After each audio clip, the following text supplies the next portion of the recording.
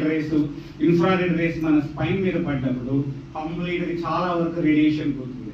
Radiation పోవాలి అంటే సముద్ర స్నానం చేయాలి, నది అట్లీస్ట్ నది స్నానం అన్నా చేయాలి.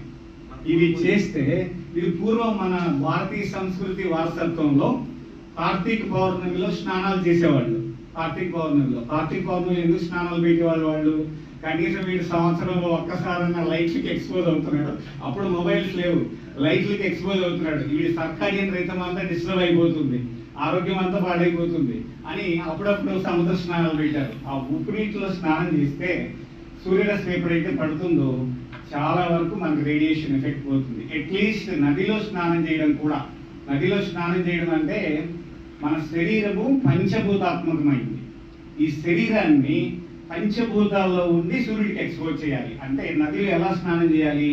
బొడ్డు వరకు నీళ్లు ప్రవహించే నదిలో బొడ్డు దగ్గర నీళ్లు తగలాలి. ఇక్కడ అనాహత చక్రం ఉంటుంది. ఈ అనాహత చక్రము సూర్యరశ్మిలో ఉన్న కొన్ని కిరణాలు ఎప్పుడైతే మనకు అనాహత చక్రం మీద పడతాయో లోపల ఉన్న పిఎన్ఎస్ యాక్సిస్ అంటే ఎండోక్రైన్ గ్లాండ్ సిస్టమ్ అంతా కూడా యాక్టివేట్ అవుతుంది. అది యాక్టివేట్ అయినప్పుడు ఆటోమేటిక్గా auto healing capacity of the body animate అవుతుంది. మన శరీరంలో ఏదైతే సహసిద్ధంగా వ్యాధి నిరోధక శక్తి ప్రేరేపితమై చైతన్యం అవుతుందో ఆ చైతన్య శక్తి సూర్యరశ్మి వల్ల పిక్సెల్ ఎనర్జీ మనలో డెవలప్ అయ్యి ఆటోమేటిక్గా ఎనర్జీ డెవలప్ అవుతుంది. ఇది ఒక జస్ట్ హెల్త్ టిప్ చెప్పాలని చెప్పి నేను తీసుకున్నాను.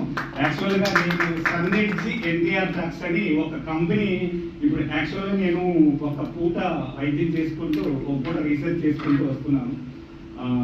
మీ ఏరియో మెంబర్స్ ఎవరైనా సరే నాతో సరదాగా జోవియల్గా వాళ్ళ హెల్త్ గురించి మాట్లాడచ్చు. Consultation free.